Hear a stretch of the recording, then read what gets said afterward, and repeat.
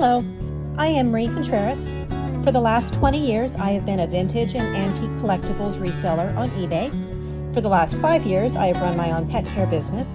I write a weekly blog about pet care, and I recently wrote my first book about caring for dogs.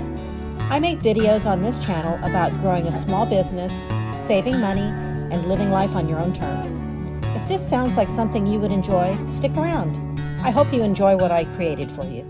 In today's video, I am going to share how I set up my budget for personal and business expenses using the Mint app, which is free and easy. I hope this information helps you reach your goals. Do you struggle with setting up and sticking to a monthly budget? The most important first step to take when determining your monthly budget, whether it is a personal or a business budget, is determining why it matters to you. What is really important to you regarding your money? How will sticking to your budget improve your life or the lives of the people that you love? What happens if you get this right? Write it down. Put the note in your wallet, make it a screensaver, set it as a reminder on your phone. Do whatever works for you to remind yourself why you are even bothering with a budget. If you don't have a clear reason why this matters, you won't stick to it. Other opportunities will distract you if you don't firmly understand why it is worth the time to make a plan and stick to it. The first thing that you're going to want to do is choose the app that is right for you. I like Mint. I've tried all the others, but I like Mint the best because for me, it's free, it's easy. I've been using it for over a decade now. It syncs with all of the major banking and credit accounts that I have, so I don't have to remember to enter transactions. Once a week or so, I double check the categories though. Mint is my favorite free budgeting app. They don't have a paid version because they don't need one. It has all the basic things that you need to set up and stay on a budget. To begin, sign up with an email and a password. Mint is my choice for personal and business budgets because it's easy and free. I separate them for budget purposes because I have separate bank accounts that I dedicate to each purpose. I also use Personal Capital for retirement planning, and I use QuickBooks to track my expenses for tax time. But for budgeting, I use Mint. Now, when you're talking about personal budgeting, for example, my personal budget has my personal mortgage, personal checking, savings, IRAs, and other investment accounts, and personal credit accounts, which I pay off in full each month. All of that is synced to the email that I use for personal use. For business budgeting, I have a separate budget for all of my income streams under the Marie C. Pet Care name, which covers my dog walking business, my blog, my YouTube channel. In addition, I have a pet care checking and savings accounts and pet care credit account also paid in full each month. And I use a different email specifically for pet care budgeting for this second Mint login. And then the third Mint budget that I track is for things like my eBay store, the Marie C. Enterprises blog, and the YouTube channel under Marie C. Enterprises. Everything associated with Marie C. Enterprises, I have a third email that I only use to budget that business. This Mint budget syncs only with bank accounts that are used exclusively for these businesses. So I have 3 different budgets that I use with Mint, 3 different emails, and I have different checking and savings accounts for each of those budgets as well. I separate the tracking this way because it is a straightforward way to track my financial health with both businesses and my personal spending.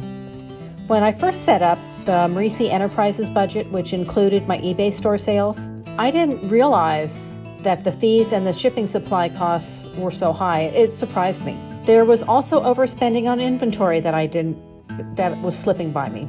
I thought I was keeping more of my profits than it turned out. I was actually netting a loss on the eBay sales until I separated them from my dog walking budget. After I realized this and I created a separate budget for each business, I started netting a profit each month for each business, each month going forward. This is why I don't lump all of my business expenses together. I want to know which business is worth the effort. The initial setup is easy. It's quick and easy to do. The easiest and most accurate way to set up your budgeting for success is to sync your accounts and take a look at what you've spent over the last few months. Before you ever set categories or anything like that, just add all the bank accounts and go ahead and check the categories. Make sure all the categories are accurate because Mint will auto categorize transactions, but there's going to be errors. So you'll need to go in and manually correct those. Once you have categorized everything accurately for 90 days prior, take a good look at where the money went. Are you proud of your expenditures or appalled? This will be an eye-opener if you haven't been paying attention and you wonder where all the money went. Are you making big cash withdrawals and can't remember how you spent it? Nothing will be forgotten this way. Every single penny will be tallied. After taking an honest look at how you've been spending for the last 90 days, assess where you want to improve. For example, are you eating out too much? Find the transactions that you don't think about, like subscriptions, coffees, lunches, mindless shopping, etc. Once a week or so, I log into each Mint account and I double check that the categories are correct for transactions that have been posted. I have streamlined this process by setting up rules for recurring transactions, which you can do on the transaction page. While I am categorizing my transactions, I look at how I'm doing on my budget. I don't wait till the end of the month and then realize I've failed. I keep an eye on it on a weekly basis. And I ask myself, have I spent my allotment for inventory already? Have I hit my budget on freelance help? Am I going to need to increase my gas budget and reduce something else so that my budget is still balanced? The questions that you ask are going to be specific to your situation, but you need to keep an eye on it. And while you're at it, you'll also want to think about goals. What goals do you want to achieve with your money? Do you want to save more? Take a vacation? Buy a new car? Maybe you want to save for a down payment on a new house. If you are working on your business budget, do you need to buy new equipment? Do you want to hire freelancers or add employees? I like to work backwards when planning for goals.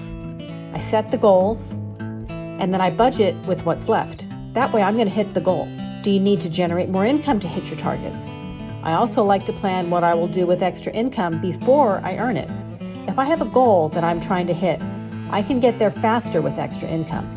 But if I have extra income and I don't know where it's going to go, it tends to get wasted. So I would rather have a goal in mind and always be working towards that goal, so any free money I get, I can pile at it. Now, monthly, there are tasks that you'll need to do as well. Each month, on the first of the month, look at how you did with last month's budget. Did you overspend in any categories? Did you account for unexpected expenses?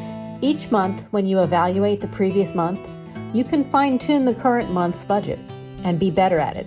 A big thing that you want to make sure that you're keeping in mind if you're self-employed is taxes. Always account for taxes if you are self-employed, because nobody's going to take them out for you, so you're going to have to set it aside each month for yourself. Set aside money for taxes. Not setting aside enough savings for tax time is a huge problem that many self-employed business owners share.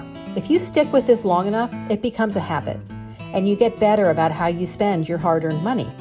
Over time, your debts disappear, and your savings accounts grow. You will not just control your money more effectively, but you will have options you didn't have when you spent carelessly. If you enjoyed this video, nudge the like button. If you would like to see more like this, consider subscribing. If you would like to read the blog or check out my new book, I'm going to leave links to them in the description.